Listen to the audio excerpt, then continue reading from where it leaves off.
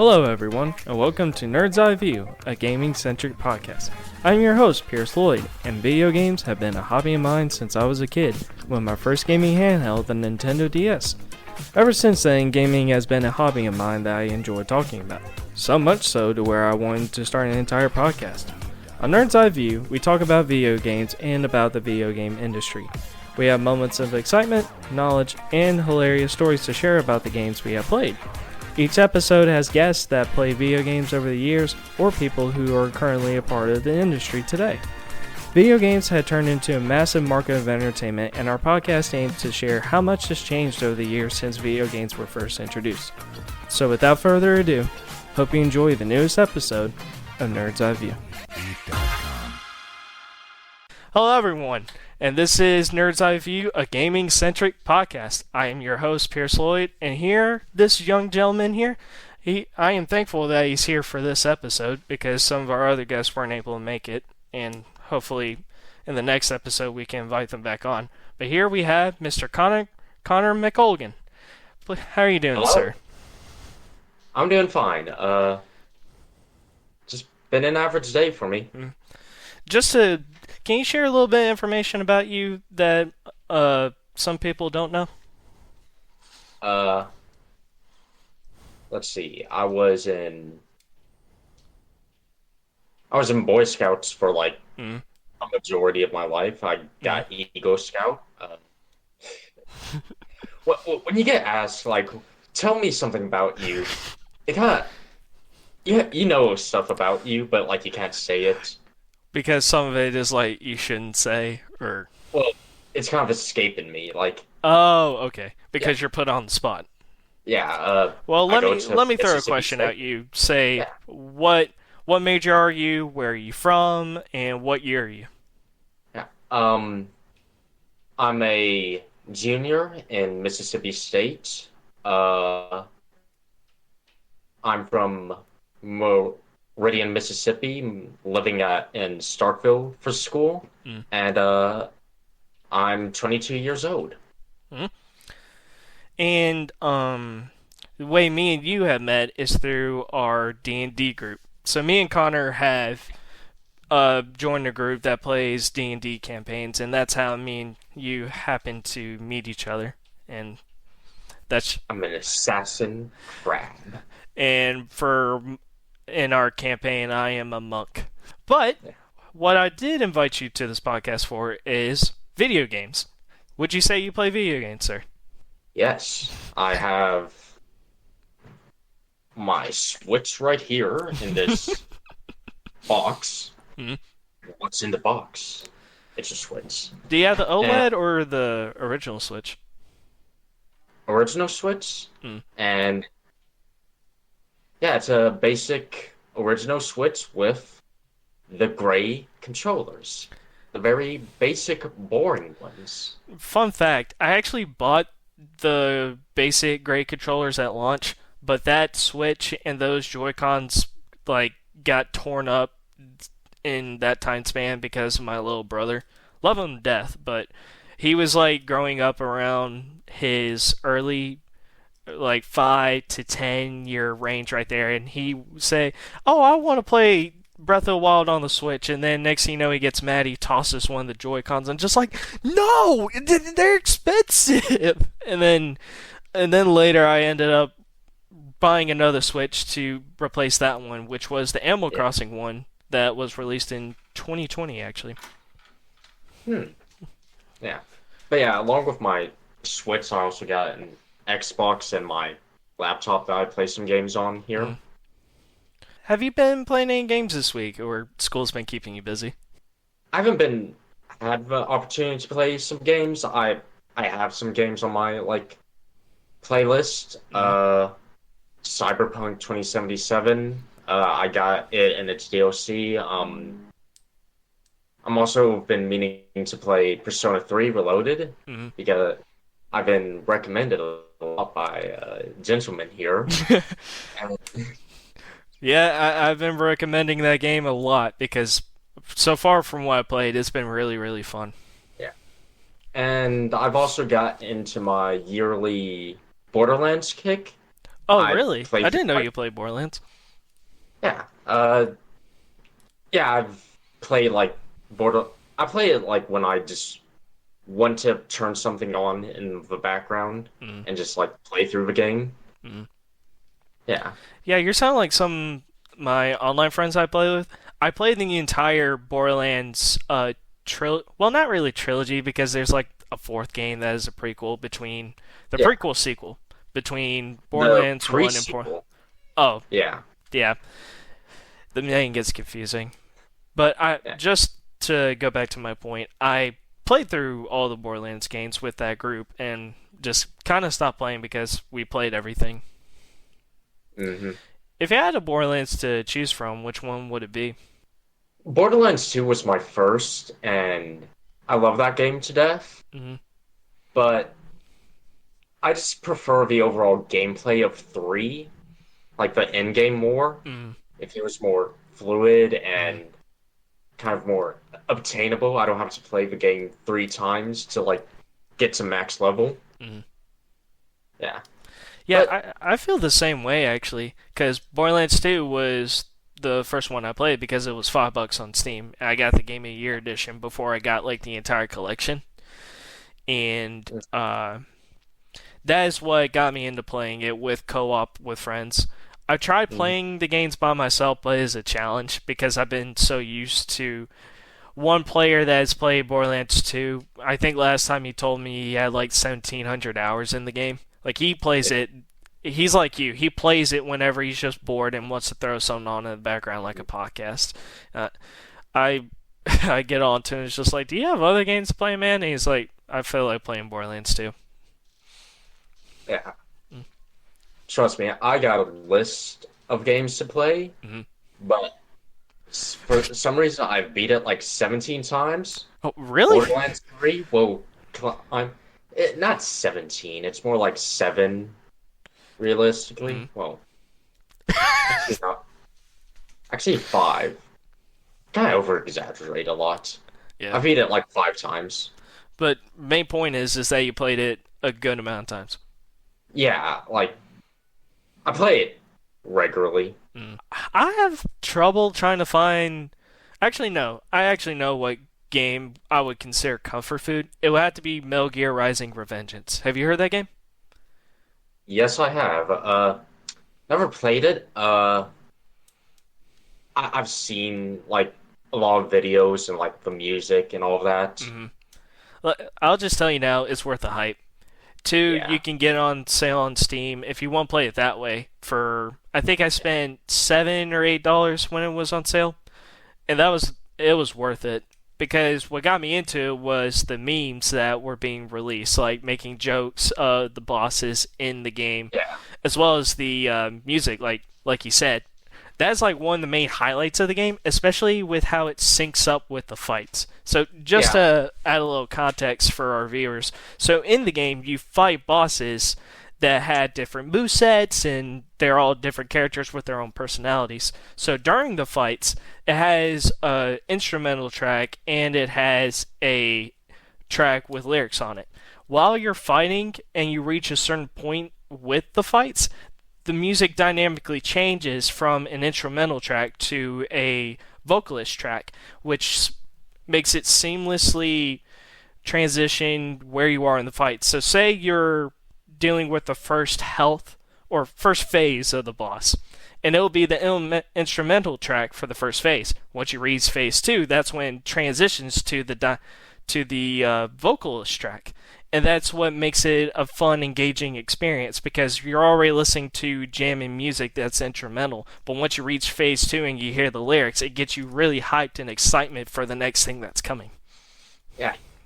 I love when games do that. One example I'm familiar with, that I absolutely adore how they do the audio design is Devil May Cry 5. That's another good example. I Are have it you on Steam familiar too. with that?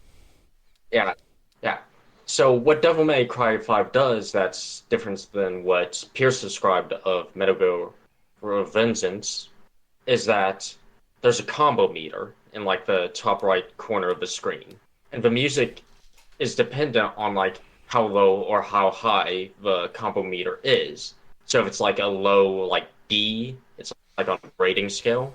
The music is more of an instrumental, more like the kind of like beginning of it. And as you start getting higher in the combos and like the combo grade gets higher, the music starts getting more intense. And once you hit the combo grade of S, lyrics start kicking in, the main chorus. It's just a great way of like encouraging players to maintain like that kind of like uh the combat in an interesting way and kind of improving yourself like, oh, I can want to get more combos to like hear this sweet music. I couldn't have put him perfectly. Just again, the combat in the game is really fun and engaging, especially with the animations and how fun it can be with pulling off those moves. Because say like the Batman Arkham series is a simple X, Y, and with the occasional two button press combo, and that system in itself is great. Like it's simple in itself. But Devil May Cry encourages players to experiment, to try different combos from the combo list that they have in this practice arena the game offers. And it rewards you for being stylistic, risking a certain move with a certain enemy, and like you said, because of that ranking system having the dynamic music, it encourages that player feedback. Like, yes, experiment some more. Like you're being stylish, and it's just rewarding having that music play when you're going out of your way to be stylish. Yeah. So for today's episode, I wanted to see what games inspired us to go, well, not really inspire, but what games got us into making video games one of our hobbies. So, Connor, do you want to go first, or you want me to go first on this? I would say there's like three really important games for me. Okay. And they've kind of shaped like different levels of how I enjoy games.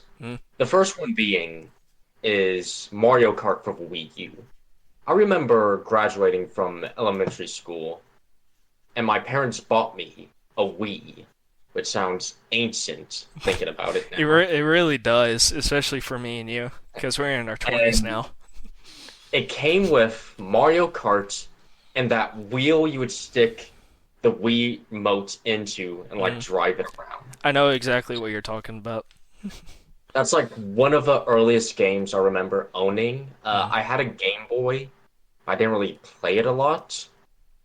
But like that's what really like started getting me to love games. Oh, could you describe the Wii Wheel actually? Because me and you know what that is, but our some audience members may not.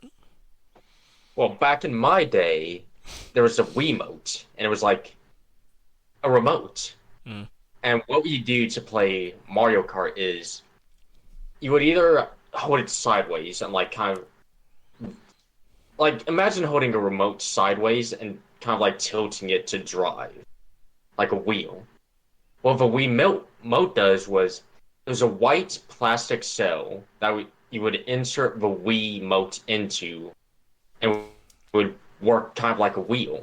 And because from what I remember, the Wii remote had motion controls. So you would have the wheel, and like you said, you put the Wii remote inside it, and you would hold it by its size, and like Nintendo wanted it to be, you actually wanted to control it as if it was a steering wheel in real time. Yeah. Which was really amazing back in 2011. Yeah, and you see that same kind of like ideas and technology even in Nintendo's newest console, the Switch. Doesn't the Steam Deck have some form of gyro function? I'm not all that familiar with the capabilities of the Steam Deck, but maybe. Yeah. Okay, so Mario Kart Wii, or is what like kind of started me into games. And two games that are like games I absolutely love are Doom 2016, which was really fun. It's it was like a kind of soft reboot of the Doom franchise. It was an influential gaming series in the 90s. Hmm. What And consoles were the first Doom on? uh, it was on Xbox One, PS4, and Steam. I Hmm. got it for my Xbox One. Well, I mean, And just like when did it first was introduced? oh, the first one? Yeah, like the original Doom. Where did it first Oh, come from? Because I know later on it's been ported. I think it was on DOS Mm. way back when. It was on like computers, and it was one fact I know about the early Doom. It was downloaded more times than Windows 97. Really? Yeah, it even like caught the eyes of Bill Gates, who wanted to buy out its software, the creators of Doom. And there's this really funny video of him on like a green screen with like the pixelated backdrops of the level of Doom, and he's just in a trench coat holding a shotgun. To be honest, that's funny now since Microsoft technically owns them. Yeah. It's just like they Wow. didn't get It's them now in the 90s, but we did get you in the 2020s. life is just a one big circle. It is. But the reason I bring that up is because my uncle, he used to have a Super Nintendo Entertainment System. And Doom, the original Doom was on that system. I remember playing it on a CRTV he had at his house. My cousins were showing me the game. I thought it was really cool, but because we're so used to modern controls with an analog stick, the SNES had buttons to control the camera instead of Yeah. the joystick and looking around smooth or smoother. I remember the first time I played the first Dune game in like the 93 one Mhm. was in my high school computer class. Like we it was like an off day. We could just like be on the computer searching around. Mhm. And I went to because the first level of Doom was like released as Zero. It was like released for free. You can like find it really easily. Mm. And so I just went onto this website and played like the first episode of Doom. But yeah, that that's pretty cool. I Doom 2016, you said, right? Yes. I I also played Doom 2016. It would be a while before I would actually play it because I remember watching YouTube videos about it, hearing the yeah. music and the demons and the gore. And just to describe what Dune is to the audience, Dune, I keep saying Dune, like, Doom. The movie. great movie and book series too. But Doom. Doom is about hunting demons that came out of a portal in hell, and you play as the Doomslayer. And the Doomslayer, if it wasn't obvious, kills demons, slays them. And that's what's fun and engaging about Doom is because you're hunting demons, and it's a very gory game. I prefer the sequel to Doom 2016, Doom Eternal, on a gameplay wise more. Hmm. But Doom 2016 is just made me fall in love with a franchise. I've played Mm. every Doom game, even the very weird one. It was the Nintendo 64 Doom Doom 64, 64. which isn't a port, but a completely like original sequel game Hmm. to Doom 2. Doom 2. Yeah, And that's amazing in itself. yeah, yeah, I love all the Doom games, but Doom 2016, which isn't its official name, we just call it that because that Y- was its release year. Yeah, because you had Doom 1, the original Doom that was what, 1993. And then Yes, Doom 2016, which is a reboot of the franchise for more modern audiences. yeah. And that's why players and gamers alike call it 2016 and 1993 because there's a difference between the two. Yeah, Doom 2016 is my second game that, like, it's interchangeable with, like, my top favorite game of all time. Mm. But another game that I really love, and I love it for different reasons for Doom 2016, for its, like, violent gameplay and just shooty bang bang. Hmm. And I this love. is like included in the list. Yes, it's Okay. the next one in my list Okay. is Ace Attorney, the trilogy collection. Okay. So, can you describe Ace Attorney for us? Okay, Ace Attorney is about Ace Attorney Phoenix Wright Right. as you experience his adventures of being an attorney and try as a defense attorney and trying to get not guilty verdicts for his clients. And it's a visual novel game, uh, where what a visual novel is that basically it relies a lot on plot and dialogue because it's this sprite animated like backdrops and characters along with dialogues of text. But what's different about Ace Attorney from other visual novels game is their actual gameplay. You have to. It's kind of like a detective game, despite you being an attorney. You Hmm. have to and gather evidence in the during like the off times of like the court. And when you finally get into court and collected all of your evidence, you now have to use that evidence in court against the prosecutioner, which changes with every game. Hmm. And you have to cross-examine the witnesses, uh, object to their testimonies. And what I love about this game is just it had such high moments because I got recommended this game from my high school friend. He played through it, and when I started playing through it, I had no idea what was going to happen. But after each plot twist and every development, it was such a hype moment, and there were so many hype moments in the game, and I just remember going to Discord and just gussing with my friend about like, oh, what's gonna happen? No way that happened. And back on the topic of music, this has like one of my favorite soundtracks in gaming history. Because whenever you catch a eyewitness's testimony, catch them lying to the court, or find faults in it, the music will change depending on like the severity of the lie. And one of my favorite tracks is the pursuit theme. It changes with every game, and it's when you start cornering the witness, and it's a really intense and hype music for like a game where you play as an attorney in the court of law.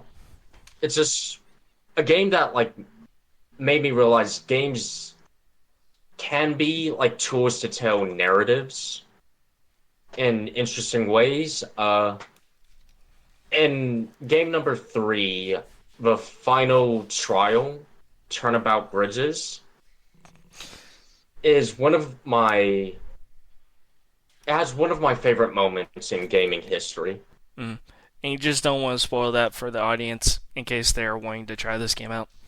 Yeah, it's a mystery like detective game. Hmm. You'll get more by going in blind.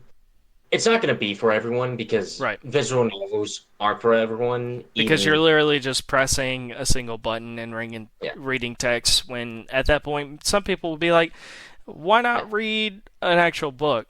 But since it's a visual novel, it actually shows animations, has music, like you said, that makes it engaging while figuring out the different cases as you play as Phoenix Wright. And I And would also recommend this because this is a visual novel that does have gameplay. Even I would even if you've never played a visual novel game, I would recommend Ace Attorney. mm, If you still don't like visual novel games, that's fine. But if you can like deal with like if you know what to expect while going in blind, you're gonna have a great time with this mm, like trilogy. It's on every like major console now: Switch, Xbox, PS5. mm. Steam as well.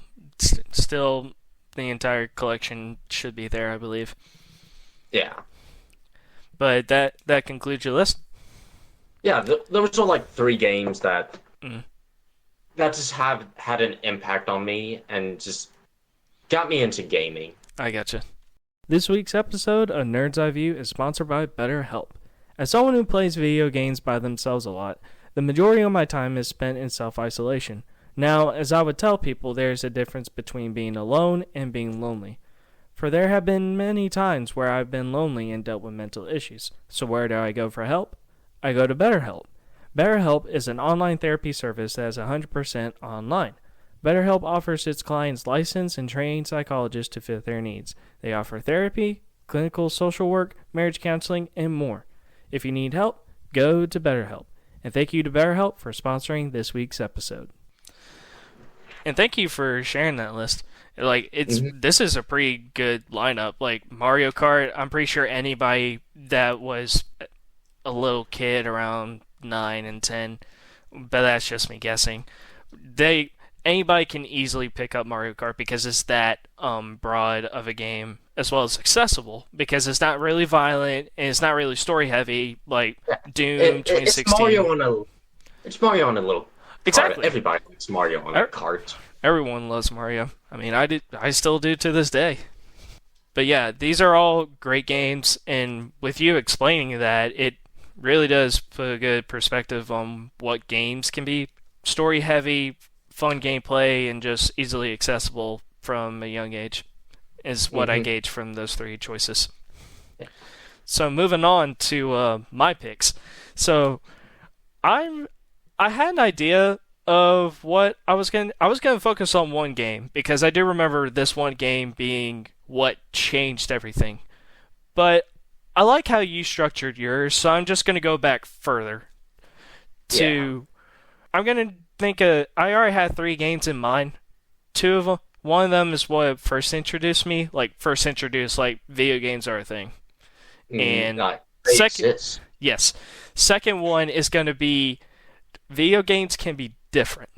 And then the third one is what left me with a profound story moment, and just like feeling games can be greater than what just numbers and backgrounds and just something you play. It can be an experience.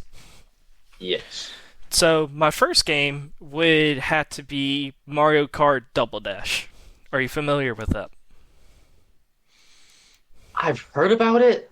I don't know anything about it. I know 2 people ride on a cart and they can do things. So it is like Mario Kart, where you have the same sort of items. You have your blue shell, your red shell, green shell, banana peels, and fireballs, as well as other array of items. But like you said, because this game is unique, because you actually get to had 2 riders on your carts, and you get to use these team tactic sort of things while riding the cart. And you can actually switch in real time on the racetrack if in co-op play, say your friend is riding on the back of the cart and I'm riding on the front of the cart. We can just switch one button. I'm riding on the back, he's riding on the front, and I'm throwing banana peels at the people behind us, trying to make sure we get to the first place and whatnot. So what I'm guessing from like what you explained the game, one person drives the car, right, and like does like the drifting and like trying to dodge the items, while the second person has like more control in throwing and using items. Exactly like that. And what's also great about Mario Kart, and you probably have some tracks that I'm thinking of, their music is very memorable, especially Mario Kart Wii, since I had a lot of fascination with that game. The melodies are blanking on me, but I like know the general vibes of it. I can't remember sound, but I know Coconut Mall. I believe that's the track I was about to mention, because almost anyone remembers that track, because it's just that fun of a track, and it's one of my favorite Mario Kart courses just because of that track alone.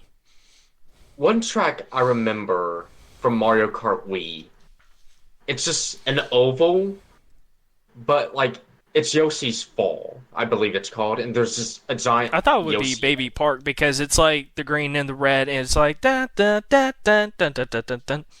That one's blank on me. I haven't played Mario Wii since Mm. I had my Wii, and I think I got rid of that like 10 years ago. Our Wii is Yeah, probably under our couch somewhere. I'm just gonna have to go look. Honestly, you could just ask it.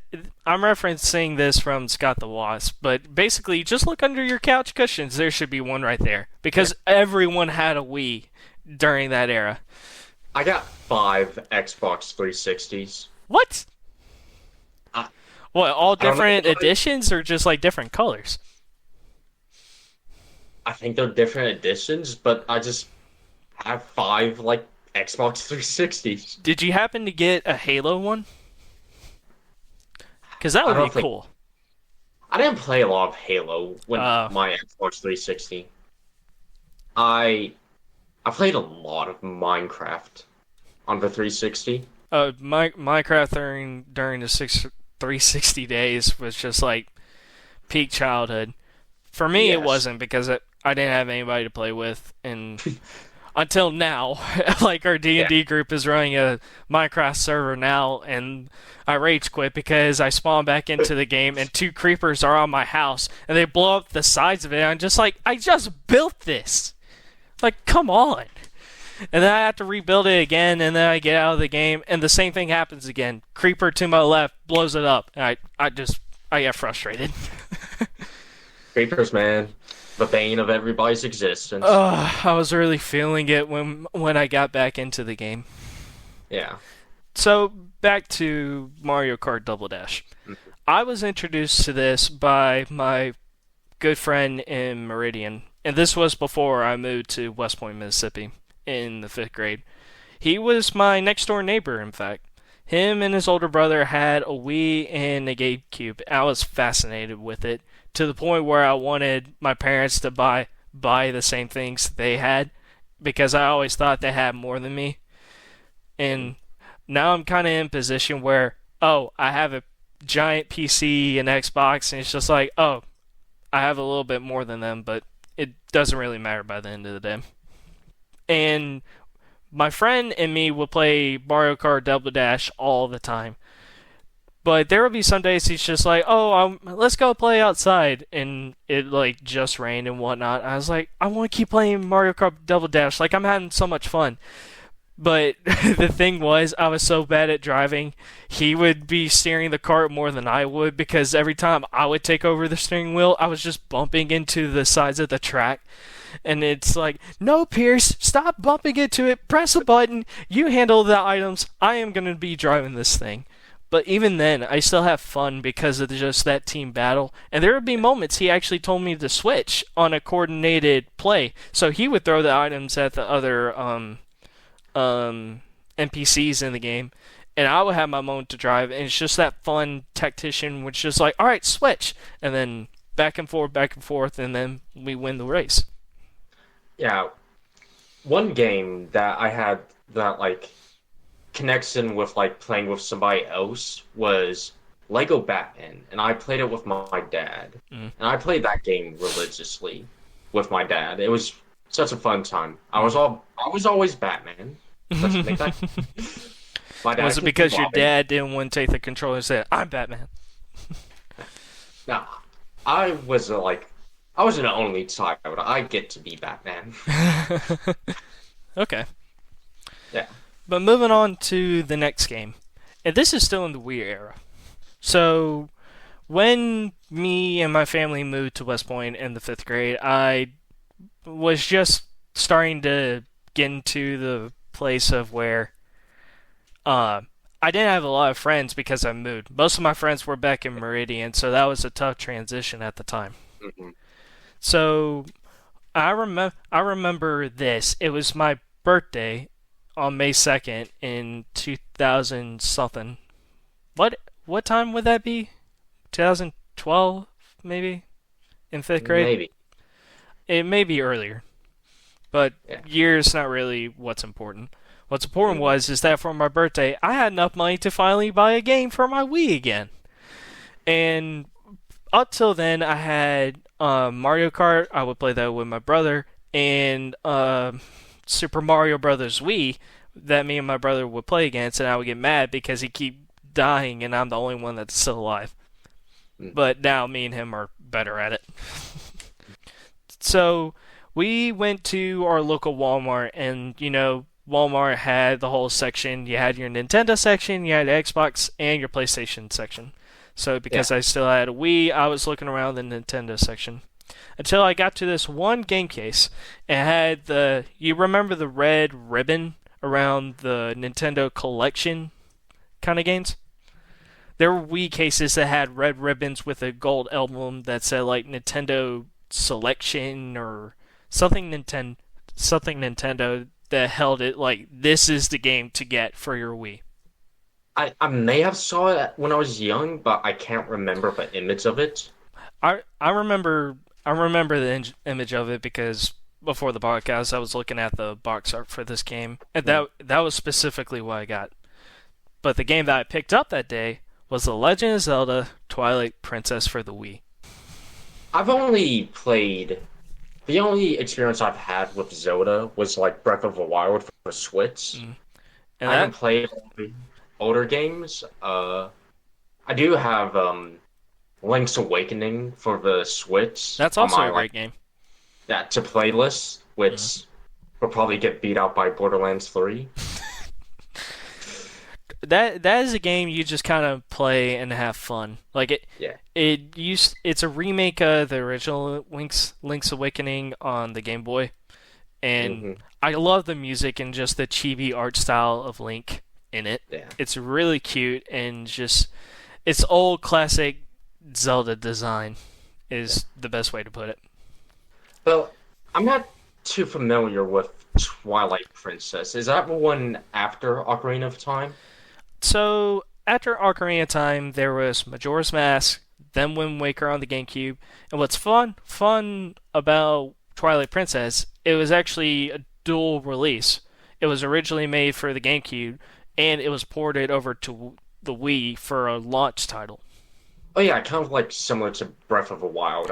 Right. I did not know that released on the Wii U until like I saw it at Walmart and I saw like the box art. I was like, "Is that?" I know, official? right? Because it was Breath of the Wild was originally made with the Wii U in mind, but because the Wii U was a catastrophe compared to what the Wii was prior console generation, Nintendo thought it would be best as that would be best for the launch title of the Switch, and they made a good decision there because Breath of the Wild is a game worth getting, but I don't think a lot of people were getting it on the Wii U as they were getting it on the new Nintendo Switch, which is basically a new console of a new generation. Yeah. But have you heard anything specific about Twilight Princess, or just kind of like passing it around? I'm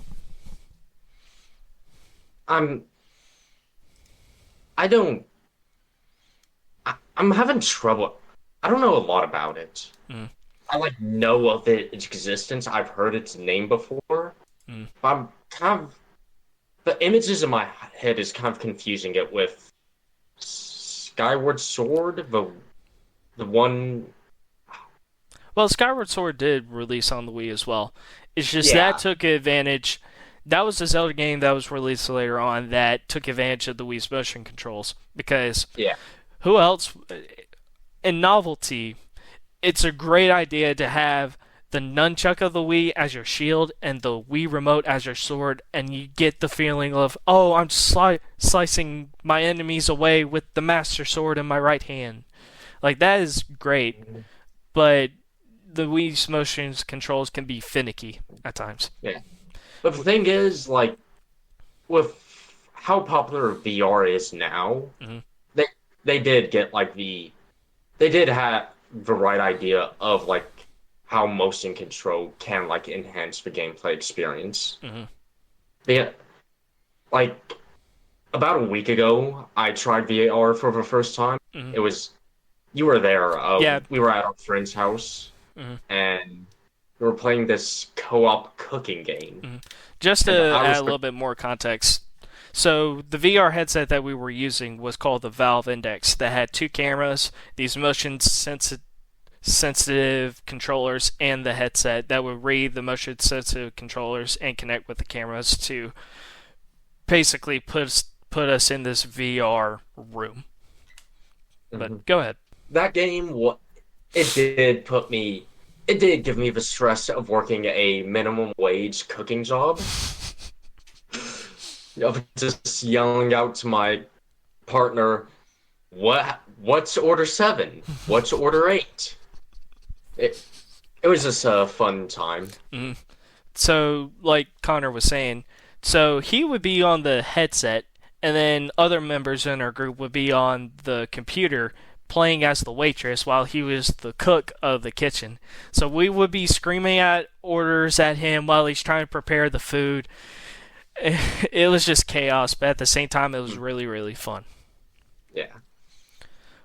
But yeah, back to Twilight Princess. So Twilight Princess is another game in the long-running Zelda franchise. And Zelda as a whole is a game about adventure and exploration.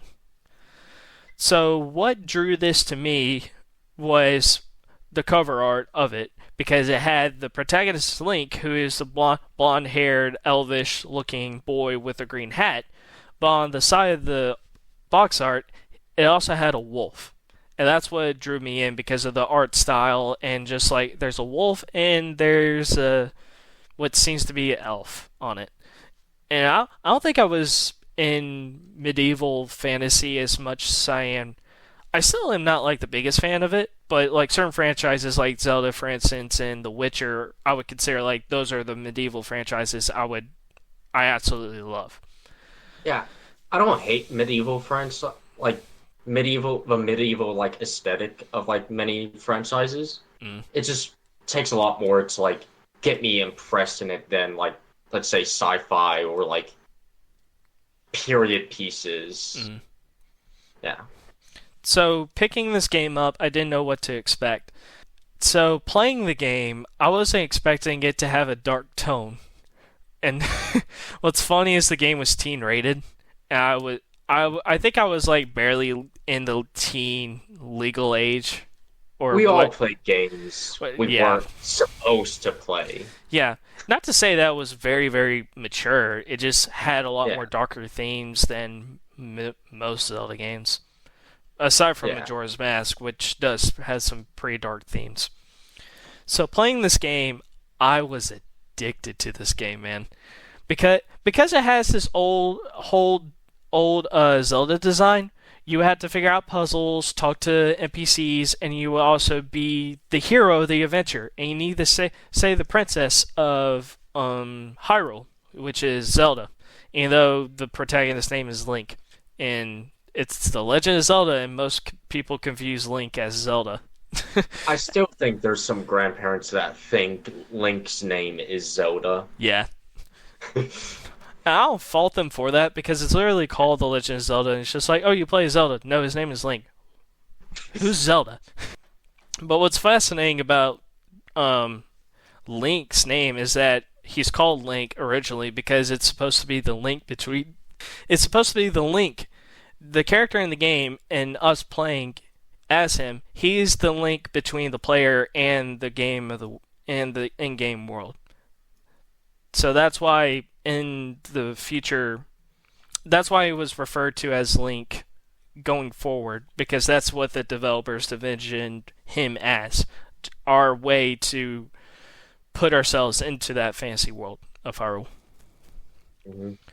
So to not go like too in depth, but just like right in the middle, what Twilight Princess provided to me was a great story, a great companion whose name is Midna, and I won't go into spoiler reasons in case anybody wants to try that game, because I would absolutely recommend it, even nowadays. So, you have this side companion who's Midna that recruits you to help find these Twilight fragments around Hyrule, and the story progresses off of that, and you explore the land of Hyrule, and it takes you to a snowy mountain, to the giant lake, all the way to a sky temple. And you even adventure into a volcano and meet this whole other tribe that lives in the volcano. And it's just the sense of exploration, meeting these new cast of characters, and just the story that is written for the game and the music as well. It all provides this feeling of exploration with a bit of sadness, because at the end of the game, again, not to spoil it, I remember even as a kid, I felt pretty sad. Like, one, because the game is ending, but two, like, a very well-written character is leaving the game, and it's just like, man, come on, why am I feeling these things? And it's just like, and that's a great feeling to have. And because of that experience, it made me realize games can be more than just your platformers like Mario or your arcade titles, say like Street Fighter 2 or Mortal Kombat. You can actually feel something and feel like you're in the game world because of that experience. Yeah, I had a similar game with like my example of Ace Attorney. Mm-hmm. There's one track at the third game.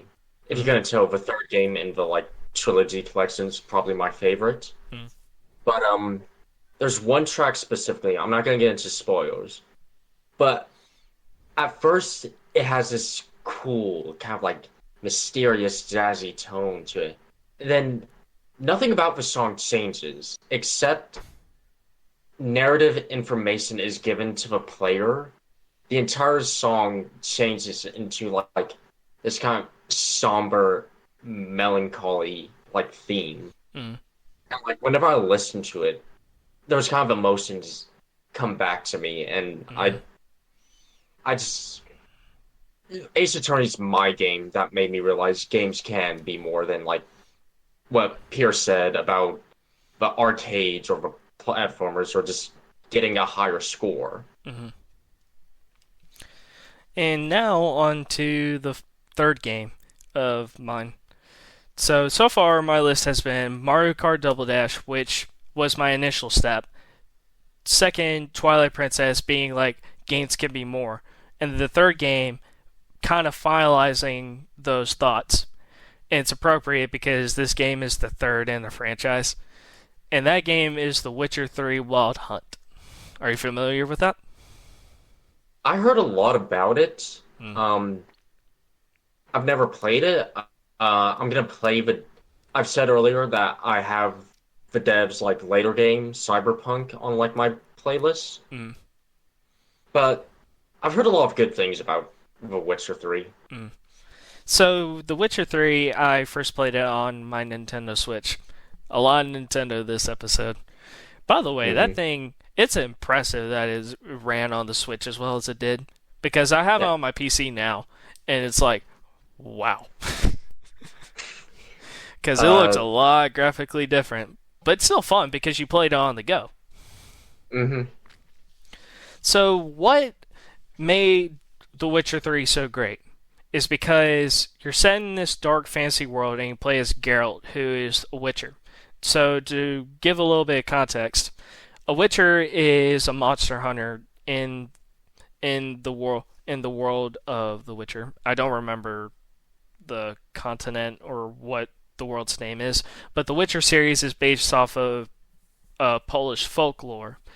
And there was a book series originally written by Andrzej Sapkowski. And the developers, CD Projekt Red, not only made Cyberpunk 2077, but what put them on the map was the Witcher franchise, but specifically how well The Witcher 3 was well received.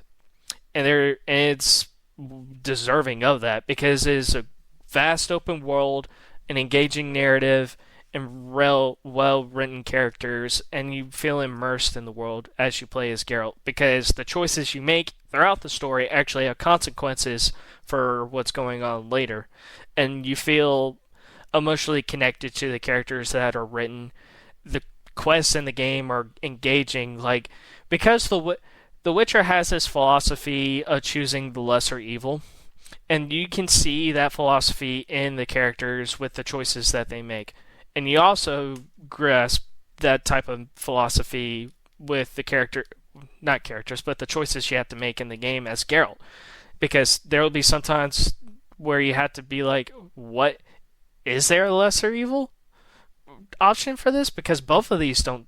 They're not. Both of the options that are presented to me are not that great. But it makes you think about, is this the best decision? And sometimes the quests in the game leave it like that. Was that the best decision? And just things like that, exploring the world of The Witcher, going to different locations. You end up going to like an entirely different island compared to the first map you go to. And also, because you're a Witcher, you hunt monsters. You get contracts to find monsters that are in the world, and it's very fun because you get to think like a Witcher. You have to prepare for the different monsters that you're hunting. You go on hunting trips to see what tracks the monster has laid, what scent they have, and basically figure out your strategy to defeating them and earn gold coin for the contract. Yeah. Yeah. What you described does seem like a really fun game. You talking about hunting reminded me of my roommate. He would spend entire nights in Red Dead Redemption 2. Another great game right there. Yeah. He would just spend the entire nights just hunting away. Just hunting. He wouldn't do any story missions. He wouldn't, go rob a bank. He would just hunt in the Wild West. That's what's appealing about Rockstar games, to kind of go on a little side quest here. Rockstar games are great and they're open worlds because of the sandbox. However, I think Red Dead is a better franchise because of their stories that they tell compared to Grand Theft Auto. But that's me. I haven't played any of their games, but if I'm going to, it's probably going to be the Red Dead games, because who doesn't want to be a cowboy? But it's because of the tales that they made for the game. I remember first playing Red Dead Redemption 2. Gameplay, it's okay. It's about immersing you in the world more than it is like a very tactically well playable shooter, third person cover shooter, you know. The best way I heard the gameplay of Red Dead described is it's trying to immerse you at the cost of frustrating you. That's a pretty accurate description, because one of the things you can actually do in Red Dead, specifically to the first game doesn't have this, you can pull individual drawers and pick out like the things that are in those drawers, because Rockstar has that pedigree of grabbing things and being very immersive and detailed with their open worlds. But yeah, Red Dead's a good game. The Witcher 3, Pierce described it well. I've heard a lot of good things about it. Never really had the opportunity to play it, but I would, after Cyberpunk, if I see it on sale, I'll probably grab it and see how their CD Projekt Red's earlier games are. You can get it. Wait till it's on sale. You can grab the full game with both expansions and all the free DLC for $10, because that's what it normally is marketed as when it goes on sale. Best $10 you'll buy, in my opinion. So, to wrap up this episode, what we had talked about is a very wide selection of games and very well-known ones. So, to define all three of our games that we have played, how would you describe them? For me, I would say each game brought something fun and immersive that is different for each experience that we have. And because of those different experiences and different games you can play, it's what got us into video games, because there's a vast amount of games from AAA scale, which is high production value in the games industry, to indie games where it's at a lower budget, but it offers a lot of fun value for a lesser price. Yeah. My three games were just games that I have personal fond memories for, and why I love video games. Mario Kart is I just remembered holding the Wii box in my hands on the car ride home, getting ready to play Mario Kart. Doom 2016, it was just a really fun game. I remember just spending like days just playing it over and over again. During was I in high school? The older you get, the harder it is to remember like how old you are. It really is. Because I swear I thought I was 12 playing Twilight Princess, but I could have been like 9 for all I know. Yeah. And Ace Attorney, it's narratively one of my favorite games of all time. It still has like my favorite collection of tracks of music, like music in games. Every once in a while, I would just put it on to listen, and like just get those same like feelings. I did get some of the later editions of like Ace Attorney. Like, I still need to buy like the second trilogy collection that collects the 4 other games, but I do have this spin-off series, which is just Ace Attorney in Great Britain. Really? In Victorian Britain, yeah. And I haven't been able to play it because of school, and plus my ever-growing list of games on my playlist. That is gamer's worst nightmare. But it's also not at the same time, because I have all these games to play. I don't have time. Yes. But that's honestly a bad thing to have, that you have a lot of games to play. Even though there will be some days just like you try to play and it just doesn't click. What's great is because it's still in your library, you can go back with a newfound perspective, and then it finally clicks with you. And me and you, I think I've discussed with you before, Dishonored is a great example of that for me. I had tried many times to get into that game, and then just one day I sat down and played it, and it clicked. And I think it's one of the greatest stealth games you can play today. Yeah, I need the time, because I've tried playing Dishonored, and it just didn't click with me. I tried all of like Arcane Studios games. Exactly. I tried Prey, I tried Deathloop, and then just finally it clicked. I just need the time to like truck on through and like get it. That switch gotta turn on. Like I just gotta get what the hype is, because it seems like a game I would love. If only I would commit to it. And that's gaming as a whole. It's just about these things are a time commitment, especially JRPGs. Like what I recommended you now, Persona 3 Reload. I think it's easily up in the 60-hour mark, just playing it through it once.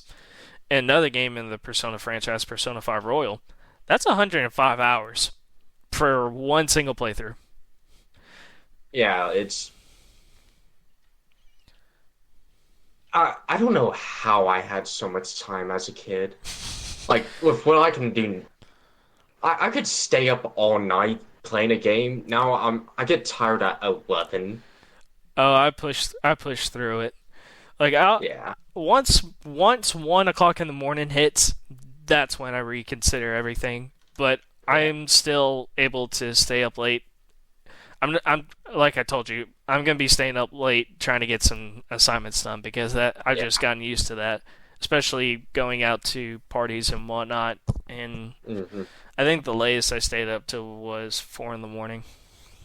Not fun, but I've done it. Yeah. But yeah, those 3 games, Mario Kart for Wii, Doom 2016, and the Ace Attorney trilogy, they are just like fond things I look back on my childhood and just remember just why I like gaming. Like, it's just an activity I know that I'm kind of like just guaranteed I'll enjoy, because like I know what games I like because of these games. And like I know what to look for when I'm looking for games that I'll probably like. But yeah, those are just three games that shape how I enjoy the medium. And because of those three games, here we are now. We're playing a lot of video games and introduced to new ones because there are a lot of different genres and whatnot. JRPG, RPG, adventure, racing games, arcade games, just a lot you can think of. And there is a game for someone out there. And some of these games that we mentioned these are experiences that can last you a long time, just like any movie or book or film. Back on the topic of a game for everyone. Mm-hmm. A funny thing is, my dad got really into Call of Duty World War II. Oh boy! No other Call of Duty game got him. Just World War II. He would play that like every night. I played Modern Warfare 2019 a good bit until I think what came after that? Black Ops Cold War. I think so. A lot of the Call of Duty titles get muddied around the modern. They really do. Like I can't distinguish like which one came out before which. There's like I think I know actually. I think it was Call of Duty Vanguard. Then it got no. Yeah. There's like two Call of Duty Modern Warfare 2s. Maybe 3. Gotta love reboots, man. Yeah. Yeah, I love them. But I have to say, this has been a great episode of Nerd's Eye View, especially for the first episode. Mm-hmm. Yeah, this was a great time, Pierce. Thank you for having me on the show. And thank you for showing up. I really do appreciate it. Do you have any closing thoughts to leave with our audience? Let's just hope I can shrink that backlog. Basically, any gamer's wish.